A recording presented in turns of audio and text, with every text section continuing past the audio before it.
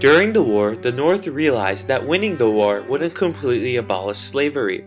To actually end slavery, there would need to be federal enforcement.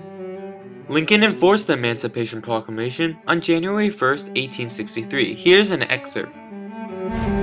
Every man has a right to be equal with every other man. In this great struggle, this form of government and every form of human right is endangered if our enemies succeed. Another section from the Emancipation Proclamation stated, all persons held as slaves within any state or designated part of a state, the people whereof shall then be in rebellion against the United States, shall be then, thenceforth, and forever free. And upon this act, sincerely believed to be an act of justice, warranted by the Constitution upon military necessity, I invoke the considerate judgment of mankind and the gracious favor of Almighty God. The reality of the proclamation was that it did not immediately free any slaves, because it only applied to areas outside of Union control. The proclamation couldn't really control the South because the South had already declared itself a new nation.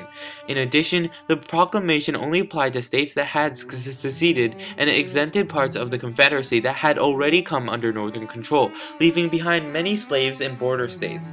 These states included Missouri, Kentucky, Maryland, and Delaware. Another important thing that the proclamation did was allow for freed blacks to join the Union Army. This revolutionized the war, changing it to a war for freedom for many slaves.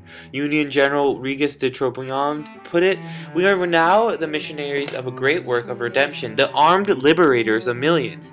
The war was ennobled, the object was higher." As a National Geographic contributor put it, overnight, Lincoln redefined the war. No longer is it a war about states' rights. It becomes a war for human rights. This deterred countries like Britain and France, which had previously abolished slavery, from supporting the Confederacy.